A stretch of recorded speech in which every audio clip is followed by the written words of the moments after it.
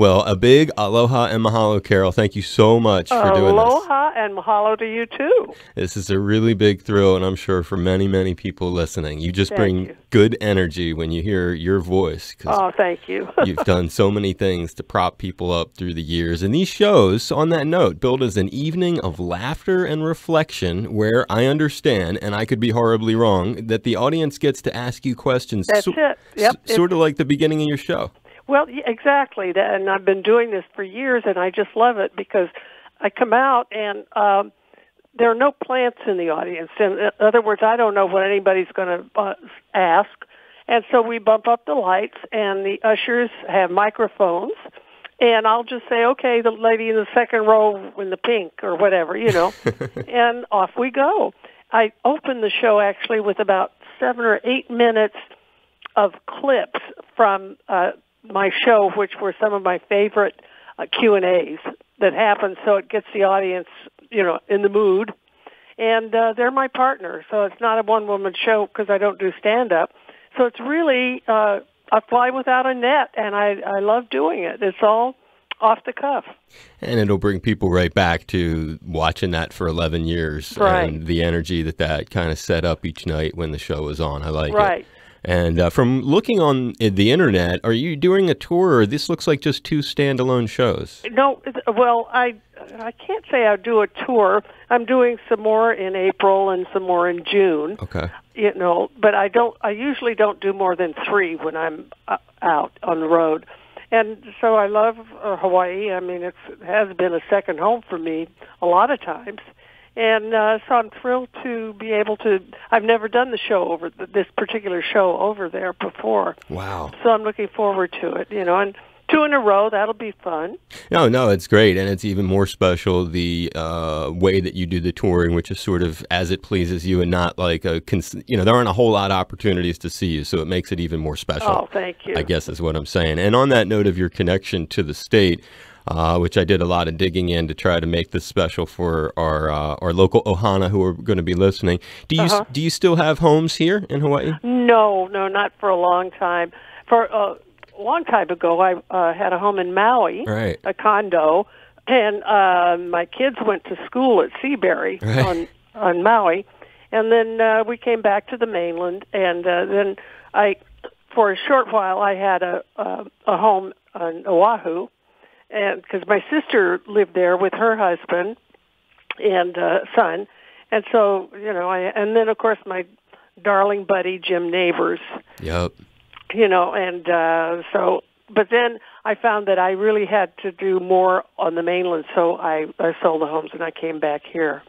But I love Hawaii. I know you do. Actually, I dug up a quote from you about Hawaii. It comes from a People magazine interview in the early 80s.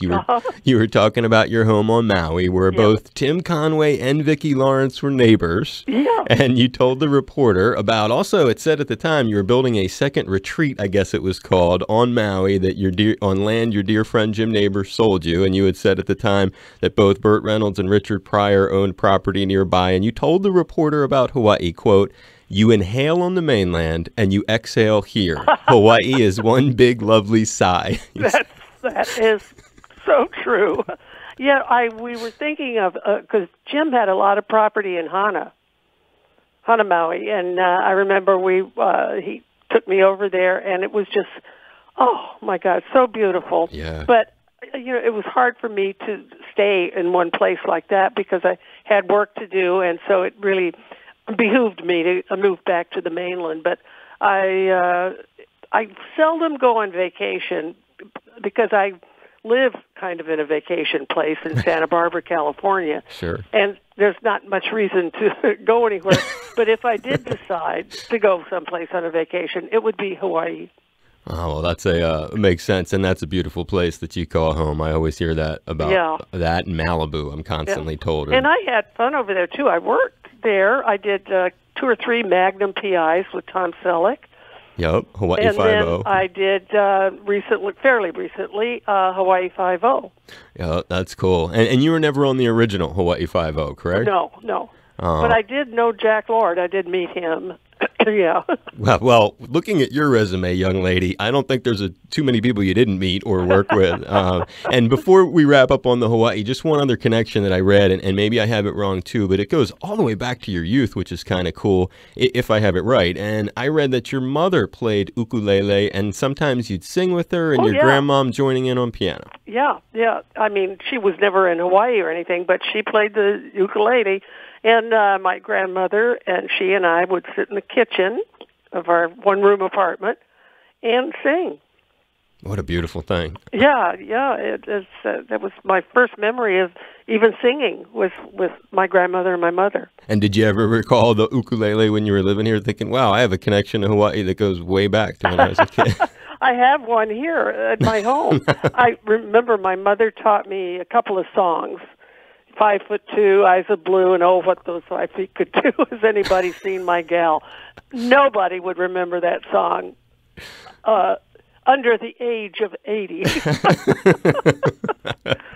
But she taught me a few chords and everything. That's very cool. That's a long connection to the islands. And thinking about that same era when so many things would be set into motion that would become part of your repertoire, I guess you could say. Can you still recall developing your famous Tarzan Yell at just 9 years old? Yep. My cousin, I had a beautiful cousin. We were about the same age. And we'd go to the movies. And then we'd come home and we'd act out what we saw. And, of course, she was always Jane and I was Tarzan. Or way back when, when it was Nelson Eddy and Jeanette MacDonald, well, she would be Jeanette and I would have to be Nelson. So I taught myself the Tarzan Yell when I was about 9. Yeah. Unbelievable. And it's a good vocal thing to do because it's really a yodel. And I remember when I did a special with my dear friend Beverly Sills, who was one of the greatest opera singers in the world, and I taught her the Tarzan Yell. And she picked up on it right away, of course. And she said, well, that's a good vocal exercise. I said, you're darn right, yeah. Yeah, I was going to say, I went to Emerson College in Boston, and you couldn't get out of your freshman year without taking voice and articulation. And when I think of the Tarzan Yell, I was thinking the same thing, that's probably a useful technique just to help your voice stay in shape. It is. It's so ironic that you went to Hollywood High School, huh? Considering how your life has turned out, of all the people who went there. Yeah. I mean, just to think that you would end up doing what you have done, well, I never knew I would do this. My goal, actually, I was an editor of Hollywood High School News and also my junior high school paper, and my mother encouraged me to go into journalism, and so I got a chance to go to UCLA, and I thought, well, okay, I'll major in journalism, and I got on campus, and I looked in the catalog, and there was no major in journalism. You could take the a course in journalism and join the school paper, but there was no major. So in leafing through the catalog, I saw a major called Theater Arts English, which would then give me the opportunity to take a playwriting course and a lot of writing. And then I thought, okay, I'll do that, and then join the Daily Bruin, the newspaper. But unknown to me when I signed up for that, if you were going to major in any kind of theater arts program, whether you wanted to write or direct or whatever, you had to take a course in acting, you had to take a course in costume, scenery building, and lighting as a freshman. So there I was in this acting class. I'd never done anything, and I had to get up and do a scene, and so I picked something kind of light and easy to do because there was only 14 of us in the class, and all the other kids were doing really heavy dramatic stuff, and I said, well, I can't do that. I'm just going to pick something easy, and I did, and they laughed, and I thought, where they should, and I thought, well, that's a good feeling. Yeah. So if there had been a school of journalism, I wouldn't be talking to you now. No, it's amazing. Life can change so quickly, and all of a sudden, I wanted to be in show business. And then a friend on campus said, can you carry a tune? And I said, oh, yeah. And so they put me in a couple of musical comedy scenes, and then I thought, well, gosh, this is really fun. And I totally, my whole life changed. And I was 18, and I had no idea that I would wind up doing this. And what a well-rounded, I love the way you describe both the way that when you got a laugh line, you realized, aha, I'm onto something. Maybe I could keep doing that. And then That's right. The other part is the well-rounded aspect of the kind of schooling and the different, when you broke down all the different classes, they'd sort of make you get a little bit of background in some of the important elements, Right. from the scenes and the writing and the performing. And then it isn't very long before, and I've read the story, how you end up moving to New York in 1954. And it's miraculous. By 55, it looks like you're on the Paul Winchell show not long afterward, the short-lived but interesting sounding role on Stanley. I've always been curious about that, opposite Buddy Hackett. How many episodes did you film, and are there any cool memories of that? I think I did a season, and the cool memory about that one was it was the only live sitcom ever.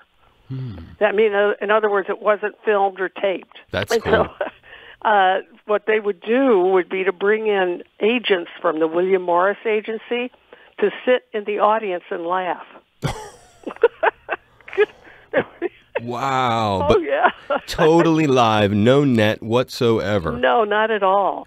And so, but I was fine with it because the theater was my first love, and so that's live, and there's no net. Yeah, no, you were prepared for it. And did your paths cross later in life with him at all? With Buddy? Yeah. Only when I did What's My Line? Okay. As a guest, and he was on the panel, and they used to put masks over their eyes, and they would ask you questions, and you'd change your voice, and they'd try to guess who you are. Right. Yeah. So that's when I saw Buddy, yeah. So many cats have come through your life. And when you think about as you just mentioned, a really critical story, when you first had someone laugh at something you did, which would really set things forward for you. When you think back to the Gary Moore Show in terms of both helping to develop skills, giving you a place like a lab, I guess, to format some of that stuff, when you think back to that, how would you factor that into helping your career? Oh, my gosh, enormously. Before I got Gary's show, though, I did summer stock, a couple of years of summers, and that was a great training ground because we would do different sketches and different characters and music and so forth. And then when Gary hired me, I was the second banana, which is usually the comedian who supports the star. Right. And Durward Kirby was also a second banana. But even though it said the Gary Moore Show, we would be sitting on a Monday around the table and reading the script for that week that we were going to do on Friday. And Gary inevitably would say, if he had a punchline or a joke or something, he'd look up and he'd say, you know what, give that line to Carol or give it to Durward. They can say it funnier than I can. Wow. That was the kind of man he was. He wanted a true rep company so that when I got my show, that's what I wanted. It said Carol Burnett, but there were many times that I would support Harvey in a sketch, or Tim would support Vicky, or Vicky would support me, or it was, as I say, a true rep company so that everybody could shine. Right. And score a touchdown, and that's what makes a good show. That's also what has maybe had a lot to do with your enduring success, because you've also just pointed out that you're known as a very generous, kind, and kind of nurturing, and meaning what you just said. He nurtured you by letting you get those lines. That's right. And you gave it back, I guess, throughout your life. Yeah, and it works. No, it is, and it's a good lesson. It's a good lesson for all of us. I mean, as you're saying, anyone listening can plug it into what they're doing in their life. It doesn't have to be comedy or on stage. It can just be a way of living and trying to. That's correct, absolutely. And on that show, I could be totally wrong, but is that where you met Julie Andrews? Yes. No. Forgive me. Julie had a manager who was a friend of the producer of the Gary Moore Show. Okay. And so he said, Julie and Carol ought to meet each other. And so they arranged, Julie at the time was in Camelot. And then I was doing Once Upon a Mattress off Broadway. Right. So she was playing a queen and I was playing a princess. And she came to the show with her manager and then with the producer of the Gary Moore Show. And afterwards, we went to a Chinese restaurant, and those poor gentlemen couldn't get a word in edgewise. Julie and I were just yakking away. It was as if we were long-lost sisters or something, you know, and we hit it off immediately. And then Gary booked her as a guest, and so Julie and I then did a finale on Gary's show where we played cowboys, and we were singing Big D from a Broadway show, Most Happy Fella, and it went through the roof. It was the first time I'd ever seen a television audience give a standing ovation. It just clicked. And so then the idea was born. Bob Banner, who was the producer of Gary's show, said, we've got to get these girls a special. Right. And that's how Julie and Carol at Carnegie Hall happened. I mean, what at that age to be in that venue Yeah. and TV? I mean, people, when you just have one of these. I've said this to a couple of people. There's no resume like yours. It's it's a little intimidating. I mean, it goes on and on with these shows. I mean, another one, and it may be a very small blip in your life, no question, with the kind of stuff you've done. But the Twilight Zone in an episode with your guardian angel. Yeah, yeah. Any memories? Was that a fun thing? Yeah, that came about. Rod Serling was a guest on Gary's show. Ah. And that's where I met him. And we did a takeoff on a science fiction thing, you know, and Rod came on and introduced it as a joke. And so we became friends, and he wrote this Cavender is Coming, I think was the name of it. Yeah, yeah. It was a pilot. It didn't sell because he was hoping it would turn into a series about this angel, you know. But so it was a pilot, and it was a lot of fun to do. He was delightful. You know, it's Rod. Oh, I bet. I mean, and what an you know, it's a kind of TV series that so many people, and then became a movie later, but it's something that really a lot of people attach to their childhood, similarly to you. I mean, I guess that's why you factor so heavily in people's lives, because in many of their childhood and growing up moments, you were there. And part of some of these things, actually, the reverse happened. Like for Lucille Ball, before she entered your life professionally and personally, the way sort of the audience connects to you because they experienced you as a child, you were, I read, heavily impacted by exposure to Lucille when you were just 9 years old via the film The Big Street. Yes, only she wasn't funny in that. Right. That was a heavy, dramatic. She was kind of a evil or mean to poor Henry Fonda, and but when she got I Love Lucy, you know, when they did that, I would watch that, and she's just brilliant at pratfalls and, you know, physical comedy, which I love too. And so then she came to see me in Once Upon a Mattress. I know.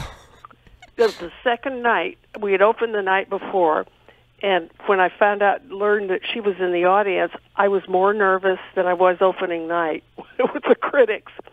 And so after the show, she came back to my funky little off-Broadway dressing room, which had seen better days. It had a coil sticking up from the sofa. And she was going to sit down. I said, "Look out." And she said, "I see it. Don't worry." And she must have stayed 20 minutes, 25 minutes, and talking to me and encouraging and all of that. And then as she got up to leave, she called me kid because she was 22 years older than I am. And she said, "Kid, if you ever need me for anything, call me." So about 4 or 5 years later, I was doing well, and CBS offered me a special, an hour-long special, if I could get a major guest star. So the producer said, "Carrie, you got to call Lucy," and I didn't want to. I just thought, "Oh no, you know, that's pretty pushy." And he said, "Well, all she can do is say no." And I was really kind of talked into it. So I made the call to her office, and she got on the phone right away. She said, "Hey, kid, you're doing great. What's happening?" And I was stammering and stuttering, and I said, "Well, Lucy, I'm going to be doing a I could hardly get it out, you know. And then she said, there was, and I paused, and she said, "When do you want me?"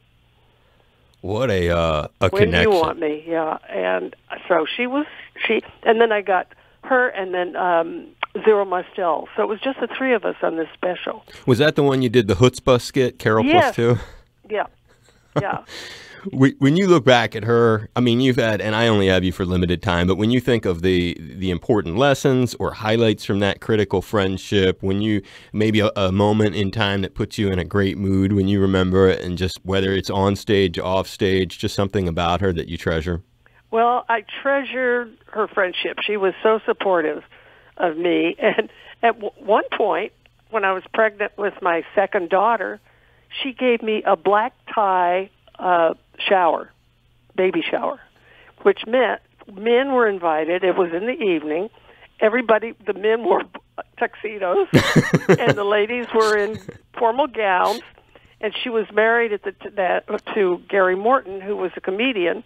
And so it was his chore to open up all the baby gifts and do bits about them, you know. It was one of the funniest evenings ever, and she's such a great audience. Lucy was never on when she was off. Do you know what I mean? Say that in another way. Yeah, she was never, she was Lucy, but she never tried to be funny or anything like that. And she was a great audience. And that night after the shower and everybody was leaving, every one of the men said, "Are baby showers always this much fun?" Right. We've been missing something. Yeah, and she would send me flowers on my birthday. Happy birthday, kid. And she died on my birthday. I know. And I got the flowers that afternoon. That is, considering your relationship with her, it's almost, it's so surreal that I know. something that would happen. And yeah, it was, I really missed her, because, and I did some of her shows, and she did mine. And I did when she was playing Lucy Carmichael or something. It was after I Love Lucy, when she had the shows in color. Right. Yeah. And so before I even got my show, she hired me. And I did, I think 3, 4, or 5 of shows with her on her show. No, it's an impressive visual legacy that folks can take a look at. And another interesting story relating to her and then your show, the Carol Burnett Show, and again, forgive me if I have this at all wrong, but I had read that Lucille offered to produce a sitcom starring you and that you turned it down to put together your show. Yeah. Actually, I didn't want to do a sitcom. I wanted to do an hour-long variety show because of what I learned on Gary's show, and I wanted music, I wanted guest stars, I wanted a rep company, and I didn't want to be the same person every week. I wanted to do sketches and stuff, and she understood. She said, "I get it, but if you ever want to do, I'm ready to produce a show with you." But I had a contract with CBS that said if I wanted to push a button and do 30 one-hour shows, variety shows, they would have to put it on whether they wanted to or not. Wow. It was a great contract. Yes, it was. Yeah, I don't think there's ever one before that, and certainly not one since. Yeah, I was going to say, that doesn't work that way anymore. Yeah, they didn't want me to do it. They wanted me to do a sitcom because they said comedy variety is a man's game. It's not for a woman. Way back then, and I said, I don't believe that, and so they had to put us on the air for 30 shows. I didn't know that we would go past 30, but we wound up doing 276. You're such a pioneer and so inspirational. I didn't think of that, too, the aspect of how many women have been inspired by you just breaking through restrictions and barriers like those people said, "Oh, it's a men's game." And you're like, well, I don't know, 11 seasons in, let's take a close look at that. I'm not so sure it's a men's game. Right. Right. And who did you first meet for that? Tim, Harvey, Lyle, Vicky? Well, first of all, when we were going to put it together, I wanted Harvey because I'd seen him on the Danny Kaye show, and he was the second banana to Danny, and I thought, he is really brilliant. It's like Carl Reiner with Sid Caesar and Art Carney with Jackie Gleason. And so Danny's show went off the air before we were going to go on the air. And we kept saying, we need a Harvey Korman. And finally, we said, we need the Harvey Korman. And so we got Harvey. And then Vicki wrote me a fan letter when she was 17. And I read it. And she was going to be in a contest in her hometown, Inglewood, California. And I was impressed with the letter. And she sent me a newspaper article about her being in this contest. They were interviewing all the girls who were going to be in this contest. There were 9 girls. So she sent me her clipping, and I looked at the photograph, and she looked more like me at 17 than I did. And we were planning on doing a sketch every so often where Harvey and I would be a married couple, raising my kid's sister. Ah. So that gave me the idea, and I talked to my husband. I said, and when I got the letter, which had been mailed through CBS 2 or 3 weeks before, but I finally got it, and I looked at the date in the Miss Fireball contest was going to be the night I got the letter. And so I called Vicki. I got the phone number from her father's name was in the article, so wow. I called, and I said, would you be okay if we come to see you tonight, my husband and I? She, whoa, yeah, okay.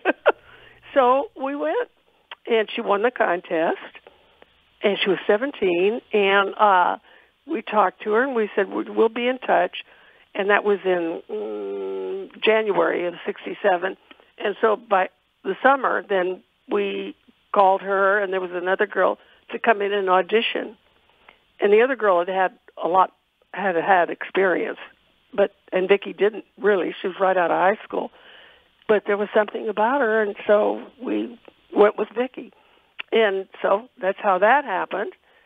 And then Carl Reiner, who is a friend, said, I always love it when you would swoon over the good-looking guest stars on Gary's show, like Robert Goulet or Peter Lawford or somebody.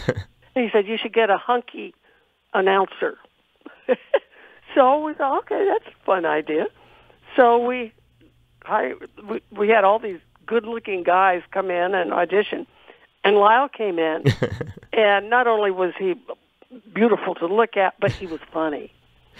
He read a couple of things, and he had a good sense of humor. So we went with Lyle, and so the first couple of seasons, I was like fawning all over him and doing shtick like that. And then I thought, you know what? I'm a grown woman, and I have 2 children. I'm not going to do this anymore. So we started putting Lyle in sketches, and he was very good. And very funny. So we had Lyle and Harvey and Vicki to start, and then Tim came on as a guest star, and he was a guest so often that people thought he was a regular. But and in the meantime, he had another show of his own and so forth. But finally, the 9th season, we said, why don't you just come on every week? So that's when he became a regular performer on our show. And that's probably about the time I was old enough to have it become like a regular part of my life as a little boy, watching that. I mean, I can't, there aren't that many people that I get to talk to that, I'm not kidding, bring me back to my first, that's nice. 1977, sitting there by myself, laughing really hard. The 2 of them, great. I mean, the bits that they would do together, Tim and Harvey, it was just, it set the stage. And you mentioned the guests, how Tim came in actually. And when you think of there's, when you look on Wikipedia, for example, you can look at the full scope of the 11 seasons, and it has all of your guests broken down. Yeah. And to look at something like that is, it's a little intimidating, I think, for anybody who would maybe want to break into the business and think, oh my God, look what this lady did. And then just to talk to you, there are so many. I was hoping I could pick out a couple of them just to get some reaction from you, if you have time. Just because, I mean, the list is really startling. I encourage people. In fact, when I post your interview, I'll post a link to that so folks can see the startling number of people. Yeah. But one of them, first, Ella Fitzgerald. I guess that was your first season? What? Did you have Ella Fitzgerald? Yeah, we had Ella. Was that and when it came to these bookings, is that the producers doing that? Did you have any say? Well, I would say let's call Ella Fitzgerald. I said please, please do. And then there were some others, that, and of course, Steve Lawrence was one of my favorite guests because he not only could sing, but he was very funny in the sketches. And so he's as funny as he is talented musically. And so that was good. And then the very first person we signed, even though she wasn't on the first show, was Burnett Peters. Wow. She was 19, and my husband and I went to see her in a show called Dames at Sea, and she just tore it up. She was so funny and beautiful and adorable. And we said, we're going to be doing a variety show starting in the fall, and we would love to sign you as a guest in the future. So she was pretty much of a semi-regular. She and Steve Lawrence and Nanette Febvre was on quite a bit. And Jim Neighbors, my darling Jim, was our first guest every season. He was my good luck charm. Oh, I love that, how he factored into that. And cats that you would either later guest on their shows or had previously worked with, like Bing Crosby. Right. That was exciting because I grew up going to movies and seeing Bing Crosby. And the same thing with Rita Hayworth, Lana Turner, Betty Grable. Wow, these are movie stars that my cousin and I would go and see and come home and act out like we're Betty Grable, and then all of a sudden you're with them on stage yourself. Yeah. That must have blown your mind that when did. the way you mentioned Bing as somebody you grew up with, there's that musical bit with Pearl Bailey, Bing Crosby, Bob Hope, and yourself. Yeah. I mean, and you don't look like you're blown. That's the thing. You were so pro about everything. You don't look like you're blown away to be standing there or sitting on those stools with all those folks. Well, I was. I think I hit it very well. No, you did. And were some of those people, Carol, timed for things that were going on in terms of like promotion for their stuff? For example, Roddy McDowall, he seems to come on right at the heart of the Planet of the Apes early 70s movies, or is that just a coincidence? It was a coincidence. Okay, so they were not on because of anything like that. No. We just wanted talented people to come on. And Roddy was also a dear friend. Oh, Roddy was a monster talent too, and some of these Jackson 5, like doing the ABCs with the Jackson 5. And we had an earthquake. A real one. Yeah, during that number, where I'm playing a school teacher, and they're in the class. Right. I think you could see it on YouTube. Yeah, I watched a bit. I don't remember. And where does the earthquake thing happen? Right in the middle of the song, when I'm walking down, and there was this earthquake, and everybody looked up because of the lights and everything. The audience kind of went, whoop. Then I said, now you see what happens when you don't listen? Or something like that. I got to rewatch that now that you mentioned that. I was more just mesmerized to see little Michael up there with you. I know. I mean, he was so young. Yeah. It was. The earthquake thing is on YouTube with Jimmy Fallon. When I did a guest on Jimmy Fallon's show, he talked about that, and then he showed the clip. Okay. So that's where you could find it. And the whole bit actually has been now archived. The whole 11-minute segment is on YouTube too.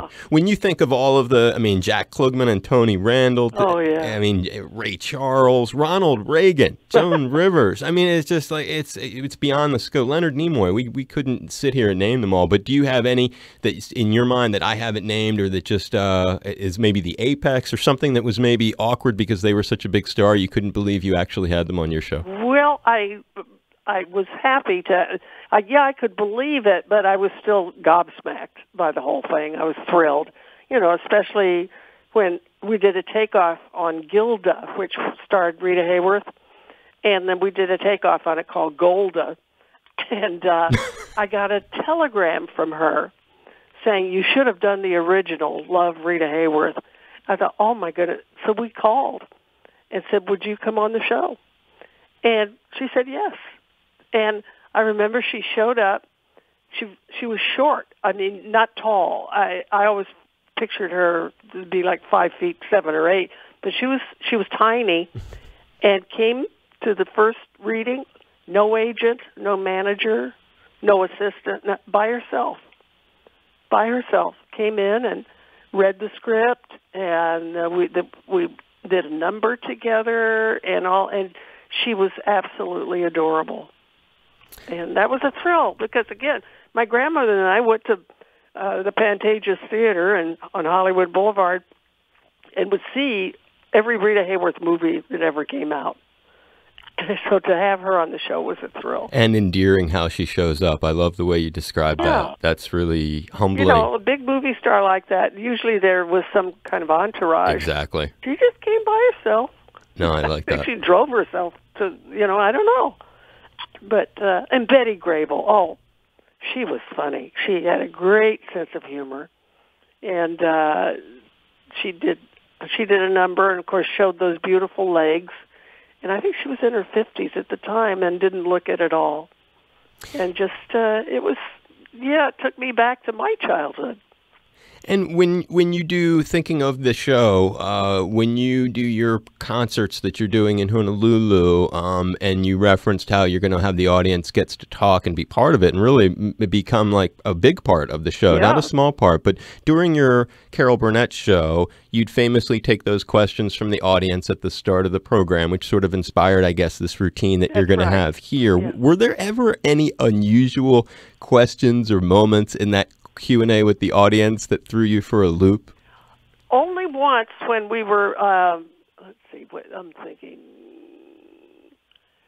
We were pre-taping a Christmas show, and it was in the summer, and so, or towards the end of the summer, and I explained to the audience when I came out before we started taping, I said, now that you're going to see a Christmas show tonight, but so that we would then run that at Christmas time, so we'd have that week off. And so then we started the show, and somebody raised their hand and said, "What'd you get for Christmas?" It hadn't even come yet for a few more months, But that was all. Yeah, I just went with the punches, and one of my favorite was when a lady wanted to sing. And I said, "Come on up." And she was fearless.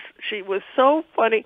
And she came up and I said, "What do you want to sing?" And she said, and she looked at the band. She said, "You made me love you in the key of G." She was just so bold, and she started singing, and she was really fun. And that's on YouTube. And I joined in with her, and we were singing and we were belting it out, and it was going very well until we came to the end, where I had a different way of ending that song in my mind. Then she had a different way. And so we kind of petered out, and there was a pause, and she looked at me, and she said, "Well, you screwed it up." Oh. That was pure gold. In fact, I show this in the show. In your highlights, the highlight reel. Yeah, I show her. Yeah. That's a great bit to set things up to remind people, because you've done so much stuff that it would, it's important for people to, because you could forget, because you just have done too much stuff. It's just a little ridiculous. So that's very smart of you to be reminded. And don't forget this one. And how about this one? And there was this one. And one of those, in the reel, do you put as I recall from reading it, long before your show, you had history as the first celebrity on Sesame Street. Do you include that in your? No, it's mostly stuff from my show. Okay, that makes sense. That makes sense. But what I'm thrilled about is I'm getting fan mail now from 10-year-olds and teenagers because of our DVDs were on Time Life, and then we're on YouTube and MeTV. So I'm getting these kids, and they come to the show too. It's just a thrill for me, Not too long ago, I've told this before, but I love it. There was a little boy in the second row, I remember. I think I was in Texas. And I called on him, and I said, "First of all, what's your name?" And he said, "Andrew." And I said, "How old are you, Andrew?" And he said, 9. and I said, "You know who I am?" And there was a pause, and he said, "Surprisingly, yes." That was so cute. Well, it's something that kind of lives eternally, and you kind of touched on so many different things. I mean, having done so many different kinds of work, many different kinds of television, box office films like Four Seasons with Alan Alda and all this different theater you've done, appearances like you're going to be doing and that you were just describing that you do all over the place that keep you touching people in a personal way. Where are you most at home, or where do you find your greatest joy? Oh, wow. That's hard to say. I guess hearing laughter is my greatest joy, professionally, and however it comes, whether it's doing not too long ago, I did Love Letters, which is a wonderful Brian play Dennehy. With Brian Dennehy, and that was great. And we get a lot of laughs, and we had a really good time doing that. That's great. It's mostly live stuff. Movies are fine, but I like to hear feedback.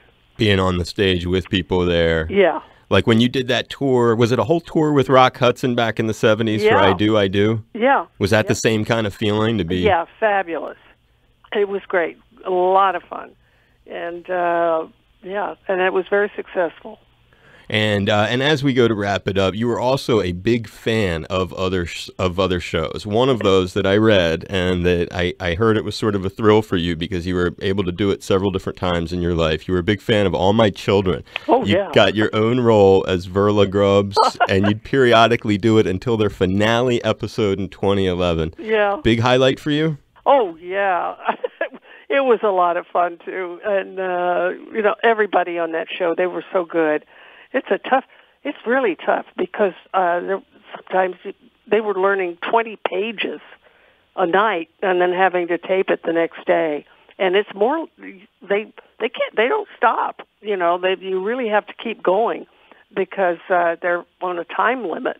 And I don't know how, they're just brilliant how they do it. They learn it and then instant tears and dramatic scenes and just beautiful work. And people always kid about soaps, but having been around it and done a couple of these, I really, my hat goes off to all those actors. That's what's cool about you. You have done it all. You really have. I guess there's a final question. I don't think that you really have one because you've done so much, but is there, after doing all this stuff, having a resume that's so long, no one can really interview you properly because there's just so much stuff that you've done.